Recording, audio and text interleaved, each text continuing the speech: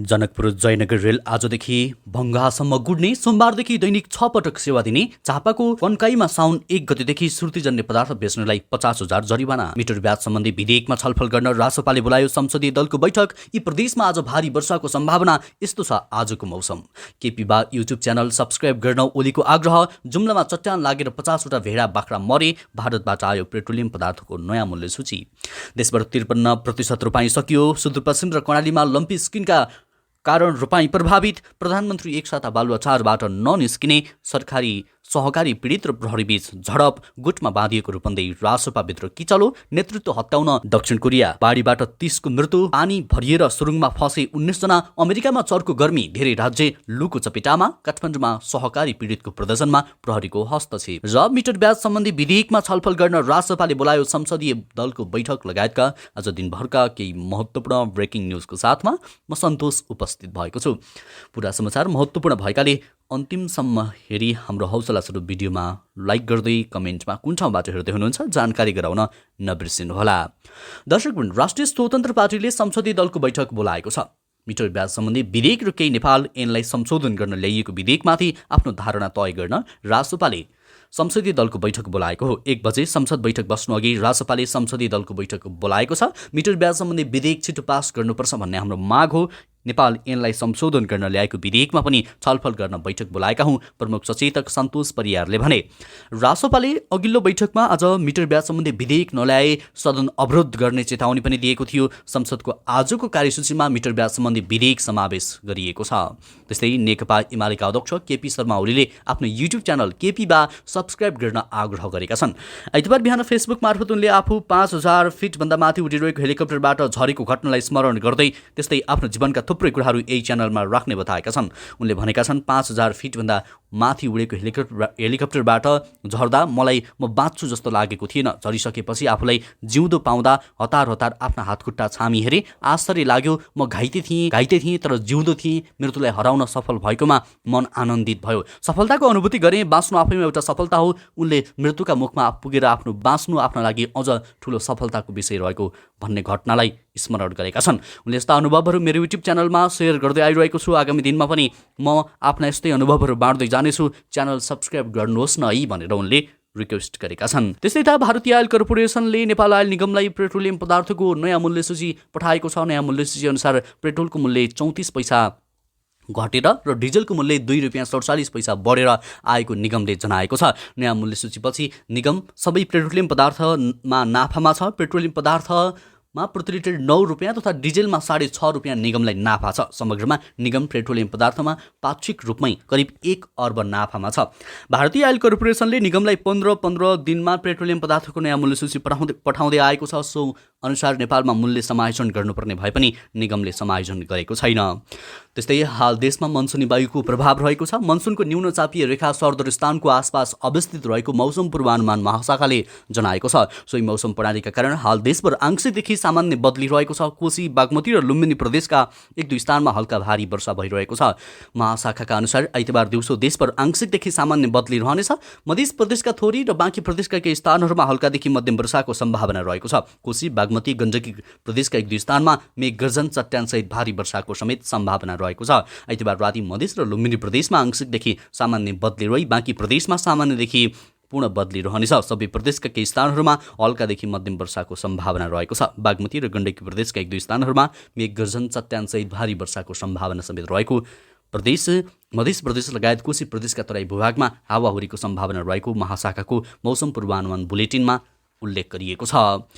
त्यस्तै वर्ग समाचार। प्रधानमन्त्री तथा माओवादी केन्द्रका अध्यक्ष पुष्पकमल दाहाल प्रचण्ड पत्नी वियोगमा हुनुहुन्छ। पत्नी सीताको गत बुधबार निधन भएपछि परिवार शोकमा छ। त्यसैले 1 सातासम्म प्रधानमन्त्री सरकारी निवास बालुवाचारबाट बाहिर ननिस्किने पारिवारिक स्रोतले निर्णय गरेको छ। उहाँ स्वर्गीय सीताको 7 दिनको काम सकाएर मात्रै बाहिर निस्कने सोचमा रहनु भएको माओवादी नेताहरूले बताएका छन्। एकजना नेताले भने सामान्य र औपचारिक भेटघाट कुराकानी यसैबीच बालुवाचारमा भइरहेको छ। प्रधानमन्त्रीले आगामी बुधबारसम्म औपचारिक उद्घाटनदेखि अन्य सार्वजनिक कार्यक्रममा सहभागी नहुने मोड बनाउनु भएको छ। यता सहकारी पीडितहरूले आजदेखि आन्दोलन कडा बनाउने बताएका छन्। नेपालको इतिहासमा बहालरत प्रधानमन्त्रीकी पत्नीको निधन भएको यो पहिलो घटना हो। त्यस्तै जुम्लामा चट्याङ लागेर 50वटा भेडा बाख्रा मरेका छन्। पारासाती गाउँपालिकाको पातारासी गाउँपालिकाको वडा नम्बर 2 स्थित दुगडा पाटनमा यही असार 28 गते दिउँसो परेको चट्याङबाट 50 भेडा बाख्रा मरेका हुन् भने 70वटा भेडा बाख्रा हराएको पातारासी गाउँपालिकाले जनाएको छ। चट्याङबाट 42वटा बाख्रा र 8वटा भेडा मरेका छन्। स्थानीय किसानहरू कृष्ण एडी र भीमबहादुर बोहराका अनुसार भेडा बाख्रा चट्याङका कारण मरेका हुन्। पातारासी हुम्ला जिल्लामै सबैभन्दा बढी भेडा पालन हुने ठाउँ हो। पाटन र खर्कहरूमा व्यवस्थित भेडीगोठ नहुँदा हरेक वर्ष चट्याङबाट भेडा बाख्रामा ठूलो क्षति हुने गरेको छ। ठूलो संख्यामा भेडा बाख्रा मरेपछि किसानहरू मारमा परेका छन्। पीडित किसानहरूलाई राहत र क्षतिपूर्तिका लागि सम्बन्धित निकायलाई सहयोग गरेको गाउँपालिकाले आग्रह गरेको छ। त्यस्तै नेपालको एकमात्र जयनगर जनकपुर ब्रोडगेज रेल सेवा आजदेखि महोत्तरीको भङ्गाहासम्म चल्ने भएको छ। जनकपुर धामको कुर्थादेखि महोत्तरीको भङ्गाहासम्म थप 17 किलोमिटर दूरीमा सञ्चालन हुन लागेको नेपाल रेलवे कम्पनीका महाप्रबन्धक निरञ्जन झाले बताएका छन्। थप 17 किलोमिटर रेल सेवाको उद्घाटन गर्न भौतिक पूर्वाधार तथा यातायात मन्त्री प्रकाश ज्वाला आज महोत्तरी आउन लागेका छन्। उनले आज बिहान 10:30 बजे महोत्तरीको भङ्गा स्टेसनमा थप 17 किलोमिटरको रेल सेवाको उद्घाटन गर्ने कार्यक्रम रहेको थियो र कार्यक्रम सफलतापूर्वक सम्पन्न भएको पनि हामीलाई जानकारी प्राप्त भएको छ। यसैगरी पहिलो चरणमा जनकपुरको कुर्थादेखि भारतको जयनगरसम्म 35 किलोमिटरमा रेल सेवा सञ्चालन हुँदै आएको थियो। थप 17 किलोमिटर भएपछि अब महोत्तरीको भङ्गादेखि जनकपुर हुँदै जयनगरसम्म 52 किलोमिटर यात्रा विस्तार हुनेछ।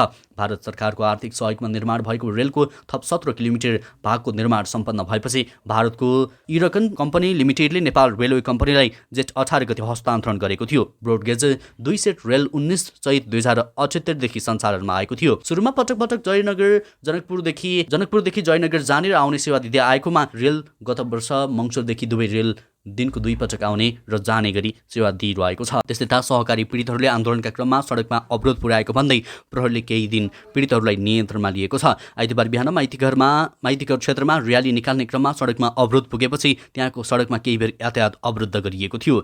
सहकारी पीडित बचतकर्ता महासङ्घ सङ्घर्ष समितिले बचतकर्ताको रकम फिर्ता गर्न नसक्ने सहकारी त्यस्तै फरार रहेका सञ्चालकलाई कारबाही गर्नुपर्ने, बचतकर्ताका समस्या छिटोभन्दा छिटो समाधान गर्नुपर्ने, सञ्चालकलाई राजनैतिक संरक्षण गर्न बन्द गर्नुपर्ने भन्दै विभिन्न नारा सहितका प्लेकार्ड र ब्यानर बोकेर पीडितहरू प्रदर्शनमा उत्रिएका थिए। माइतीघरबाट सुरु भएको र्याली बानेश्वरमा पुगेर कुँवर सभामा परिणत भएको थियो। सहकारी क्षेत्रको समस्याका कारण देशभरका सहकारी पीडितहरू लामो समयदेखि आन्दोलनरत रहेका छन्। त्यस्तै राष्ट्रिय स्वतन्त्र पार्टी रासपा रूपन्देहीमा आन्तरिक विवादले उग्र रूप लिएको छ। दुई पक्ष कुटाकुटमा उत्रिँदा घटना प्रहरीसम्म पुगेको छ। नयाँ शक्तिको विकल्प भनेर प्रचार गर्दै आएको रासपाभित्र गुट उपगुटकै कारण कुटाकुट हुनुले पार्टीको नीतिमाथि नै प्रश्न तेस्रिएको छ। नयाँ नेतृत्वका लागि रासपाको अधिवेशन मङ्सिरमा तय छ। यसलाई ध्यानमा राख्दै पार्टीले अहिले गाउँ नगर क्षेत्र हुँदै जिल्लामा संगठन विस्तारलाई तीव्रता दिइरहेको छ। रूपन्देहीमा भने नेतृत्व हत्याउने दाउपेचकै कारण गुट उपगुट बनेको देखिएको छ। एउटा गुटले नेतृत्व हत्याउने कारण अर्को गुटका कार्यकर्ताको सदस्यता खारेज गर्ने र कुटपिट समेत भएपछि यति बेला यो विषय प्रहरी कार्यालयसम्म पुगेको छ। रासपा सैना महिनाका यायापीठ एक्सन टिमका संयोजक समेत रहेका दामोदर खत्रीले शनिबार पत्रकार सम्मेलन नै गरेर पार्टीभित्र उपगुट भएको र त्यस विरुद्ध आवाज उठाउँदा आफ्नो आवाज दबाउन खोजिएको बताएका छन्। साथै उनले पार्टीभित्र भएका असन्तुष्टि राख्दा हातपात समेत भएको दाबी गरेका छन्। त्यस्तै पोहोरको तुलनामा यस वर्ष कम क्षेत्रफलमा धान रोपाई सम्पन्न भएको छ। यस वर्ष देशभर 53% धान रोपाई सम्पन्न भएको कृषि तथा पशुपक्षी विकास मन्त्रालयले जनाएको छ। अघिल्लो वर्ष यही अवधिमा देशभर 65% रोपाई सकिसकेको थियो। साथै प्रदेशको तथ्याङ्क हेर्ने हो भने असार 29 गतेसम्म कुल 53% रोपाई सम्पन्न भएको छ, जुन अघिल्लो वर्षको तुलनामा 12% कमी हो। देशभर वर्षे धान रोपाई हुने 13,57,816 हेक्टर मध्ये 7,18,476 हेक्टर क्षेत्रफलमा मात्र रोपाई सकिएको सरकारी तथ्याङ्क रहेको छ। कृषि तथा पशुपक्षी विकास मन्त्रालयका प्रवक्ता प्रकाश कुमार सञ्जेलका अनुसार विशेष गरी मधेस, कोशी र बागमतीमा मनसुन सुरु हुन ढिलो भएको कारण यसपालि रोपाई कम भएको हो। मनसुन सुरु हुने क्रमसँगै रोपाई हुने क्षेत्रफल पनि बढ्दो क्रममा रहेको सञ्जेलले बताएका छन्। साथै प्रदेशको समन्वयमा कृषि विभागले तयार पारेको तथ्याङ्क अनुसार धेरै धान बाली हुने प्रदेशमा मनसुनी ढिलाइका कारण सामान्य हिसाबले रोपाई भइरहेको छ। त्यस्तै दक्षिण कोरियामा भारी वर्षापछि आएको बाढीबाट कम्तीमा 26 जनाले ज्यान गुमाएका छन्। बाढीमा परेर 10 जना बेपत्ता भएका छन्। बाढीका कारण चुङ्ग्योङ प्रान्तमा एक सुरुङभित्र पानी पसेर भरिएको छ। त्यसका कारण कम्तीमा 19 जना मानिस फँसेका छन्। उद्धारकर्मीहरूले सुरुङमा फँसेका मानिसहरूसँग पुग्ने कोसिस जारी राखेका छन्। सबैभन्दा धेरै क्षति पहाडी क्षेत्र स्थित योङरसाङमा भएको छ, जहाँ कैयौँ घरहरू पहिरोका कारण क्षतिग्रस्त भएका छन्। स्थानीय समाचारका अनुसार शनिबार देशभरमा करिब 300 मिलिमिटर पानी परेको छ। कोरियाली मौसम विज्ञानका अनुसार देशमा आम रूपमा वर्षेनी 1000 मिलिलिटरदेखि 18 मिलिलिटरसम्म पानी पर्ने गरेको छ। यहाँ धेरै वर्षात गर्मी मौसममा हुने गर्छ। बाढी प्रभावित क्षेत्रबाट स्थानीय सार्वजनिक तस्बिरहरूमा घरहरू पुरै डुबेको देखिएको छ। कयौँ स्थानमा बाढीका कारण रेल पनि ट्र्याकबाट उतारिएको छ। मौसम विभागले बुधबारसम्म अझै पानी पर्ने जनाएको छ। विभागले अवस्था अझै जटिल हुने चेतावनी पनि सर्वसाधारणलाई दिइरहेको छ। त्यस्तै त ग्लोबल आइएमई ब्याङ्कले साउन 1 गतेदेखि लागू हुने गरी नयाँ ब्याज दर सार्वजनिक गरेको छ। ब्याङ्कले 1 वर्षभन्दा कम मुद्दती निक्षेपमा ब्याज दर घटाएको छ। ब्याङ्कले सार्वजनिक गरेको नयाँ ब्याज दर अनुसार 1 वर्षभन्दा व्यक्तिको आम्दानी मुद्दती निक्षेपमा 9.49% र रेमिट्यान्स मुद्दती निक्षेपमा 11.49% ब्याज दर दिने जनाएको छ।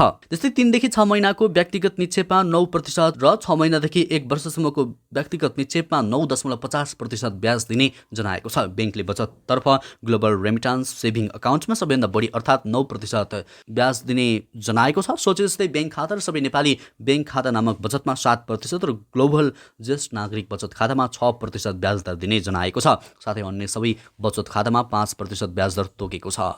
त्यस्तै त विश्व विजेता अर्जेन्टिनाका कप्तान लियोनल मेस्सीले अमेरिकी क्लब इन्टर मियामीसँग सम्झौता गरेका छन्। 7 पटकको बालन डी अवार्ड विजेता मेस्सी सम्झौता अनुसार 2025 सम्म इन्टर मियामी बस्नेछन्। उनी मेजर लिग सकरको क्लब इन्टर मियामीमा आबद्ध हुने कुरा यसअघि नै चर्चा चलेको थियो। मेस्सीले मियामीसँग शनिबार मात्रै सम्झौता गरेका हुन्। स्पेनिस क्लब बार्सिलोनाबाट French club Paris Saint Germain पिएसजीमा गएका मेस्सी अन्ततः अमेरिका क्लब इन्टर मियामीमा पुगेका छन्। मेस्सीले पिएसजीमा 1 सिजन मात्रै बिताएका छन्। पिएसजीबाट मेस्सीले 75 खेलमा 32 गोल गरेका थिए। फ्रेन्च लिग 1मा मेस्सीले पिएसजीका लागि 16 गोल गर्दा 16 गोलमा एसिस्ट गरेका थिए। त्यस्तै बार्सिलोनालाई मेस्सीले 4 पटक च्याम्पियन्स लिग जिताएका थिए भने 10 पटक ला लिगाको च्याम्पियन, 7 पटक स्पेनिस कपको उपाधि दिलाएका थिए। बार्सिलोनाका लागि कीर्तिमानी 672 गोल गरेका थिए। मेस्सी पहिलो पटक अमेरिकामा व्यावसायिक फुटबल खेल्दैछन्। उनी इन्टर मियामीबाट खेल्न पाउँदा निकै उत्साहित रहेको पनि बताएका छन्। त्यस्तै अमेरिकामा पछिल्लो 16 दिनको अत्याधिक गर्मीका कारण गर्मी बढिरहेको छ। सम्पूर्ण दक्षिण पश्चिममा लूको खतराको स्तरमा पुग्ने चेतावनी जारी गरिएको छ। अमेरिकाको राष्ट्रिय मौसम सेवाले शनिबार गर्मीको प्रभावलाई कम आकलन नगर्न चेतावनी दिएको छ। लगभग 1/3 अमेरिकीहरू यसबाट प्रभावित छन्।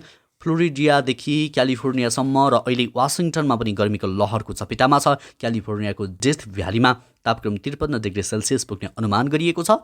लस भेगास, नवाजा जस्ता ठाउँहरूमा केही दिनमा तापक्रम 47 डिग्री सेल्सियससम्म पुग्ने जनाइएको छ। अमेरिकामा हरेक वर्ष गर्मीका कारण करिब 700 जनाको मृत्यु हुने गरेको छ। अमेरिकामा अर्को 7 हप्तासम्म चर्को गर्मी जारी रहने अनुमान गरिएको छ। त्यस्तै त झापाको कन्काई नगरपालिकाले सार्वजनिक क्षेत्रमा सुर्तीजन्य पदार्थको बिक्री वितरणमा तथा प्रयोगमा प्रतिबन्ध लगाएको छ। नगरपालिकाले ऐन नै बनाएर साउन 1 गतेदेखि लागू हुने गरी सुर्तीजन्य पदार्थको बिक्री वितरणमा तथा प्रयोगमा प्रतिबन्ध लगाएको हो। नगरसभाबाटै सुर्तीजन्य पदार्थको बिक्री वितरण तथा प्रयोगमा प्रतिबन्ध लगाउने निर्णय गरिएको नगर प्रमुख राजेन्द्र कुमार पोखरेलले जानकारी दिएका छन्। मानव स्वास्थ्य र वातावरणीय हिसाबले धेरै हानिकारक देखिएकाले सुर्तीजन्य पदार्थ प्रतिबन्ध गर्ने काम अगाडि बढाएका हुन्। उनले भने भोलिदेखि निर्णय कार्यान्वयनको चरणमा जान्छ। सबैलाई नगरपालिकाको निर्णय मान्न आग्रह गर्दछु। नगरपालिकालाई सफा, सुन्दर, उज्यालो, व्यवस्थित र विकसित बनाउने अभियानमा आफूहरू लागेको उनको भनाइरहेको छ। चुरोट, खैनी, गुट्का लगायतका सुर्तीजन्य पदार्थ नगरको रूप बनेको नगर प्रमुख पोखरेलको भनाइरहेको छ। बाटोमा यत्रतत्र गुट्काको खोल देखिन्छ। उनले भने यसले नगरको सुन्दरतामा असर पर्नुका साथै फोहोर व्यवस्थापनमा समेत चुनौती थपिएको छ। हवस् त दर्शकवृन्द, यो खबर सँगसँगै अहिलेलाई केही चर्चामा रहेका महत्त्वपूर्ण खबर अपडेटहरू यति नै। पलपलको न्युज अपडेटका लागि हाम्रो च्यानललाई सब्स्क्राइब गर्दै भिडियोलाई लाइक गर्न नछुटाउनुहोला। हवस् त अहिलेलाई भने म लगायत हाम्रो सम्पूर्ण टिमलाई बिदा दिनुहोस्। नमस्कार। तपाईँको बाँकी पल उत्कृष्ट बनोस्।